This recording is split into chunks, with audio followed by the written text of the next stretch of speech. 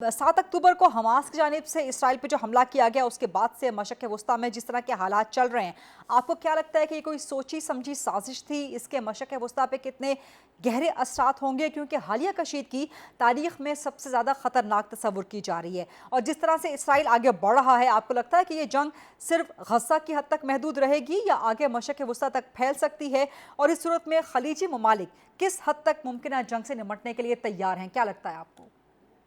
साजिश तो इसमें नहीं नज़र आ रहा, बड़ा सीधा साधा हमला है। साजिश इसमें कुछ छुपा के तो नहीं हुआ ना, ये तो खुल्लम खुल्ला हमला हुआ है। और उन्होंने उसकी वजह थी कि उनको जिस बुरी तरह से उनकी उमंगों को कुचला गया है फ़लस्तीनियों के, जो मगरबी किनारा है उस पर तो इफ़ेक्टिवली उन्होंने ऑक्यूपेशन की हुई है। और हालांकि वहाँ महमूद अब्बास उनके सदर हैं फ़लस्तीनियन अथॉरिटी के। और ये गज़ा में उन्होंने ये पहली दफ़ा तो नहीं किया, उसका जो सराउंड किया है उसको ब्लॉकेड किया, इससे पहले भी कर चुके हैं। और इसी तरह करते थे, 2006 में भी किया था, नहीं 2005-6 में तो उठाया था, उससे पहले उसका ब्लॉकेड रखा था, फिर एक दफ़ा फिर किया था।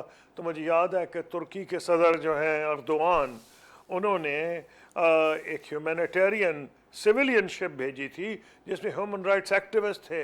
उसमें कुछ लोग इंजर हो गए, शायद को शहीद हो गए, मुझे अभी याद नहीं, लेकिन उन्होंने इसको तोड़ा था। इसको ये जो है इन्होंने ब्लॉकेड किया क्योंकि ये वाकई इंसानियत सोच पॉलिसीज़ जो इसराइल की हैं, तो उस वक्त भी ये हुआ था। अब ये इनका ये ख्याल है कि ये जब चाहें चढ़ दौड़े। और वाकई कुछ ऐसी डेवलपमेंट्स हो रही थी कि इसराइल दुनिया को ये इम्प्रेशन दे रहा था कि हालांकि उसने बहुत से वादे किए हैं, यूएन के रेजोल्यूशंस हैं, कैंप डेविड अकॉर्ड की स्पिरिट है, फिर जो है ओस्लो एग्रीमेंट्स हैं, उन तमाम की जो स्पिरिट थी वो ये थी कि 2 इंडिपेंडेंट पैलेस्टीनियन स्टेट्स होंगी। और जो Palestinian two Israel and Palestine 2 independent states होंगी। और जो फ़लस्तीनी रियासत है उसका दारुल मक़दस जो है वो दारुल खिलाफा, उसका कैपिटल जो है बैतुल मक़दस होगा। लेकिन इन्होंने ये सोचा कि हालांकि क्योंकि इनको वेस्ट ने, ख़ास तौर पे अमेरिका ने नहीं टोका कि हम जो चाहे करते जाएं। और अभी कई सालों से तो जो इनकी सेटलमेंट्स हो रही हैं, वहाँ तो अब सेटलर्स डायरेक्ट अटैक कर रहे हैं फ़लस्तीनियों पे।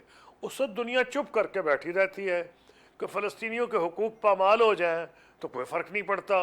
सिर्फ जब इसराइलियों पे हमला हो, चाहे वेस्ट बैंक पे हो, आपके तो बड़ा हमला हुआ है, तो वो उसी वक्त दुनिया बोलती है, मगरबी दुनिया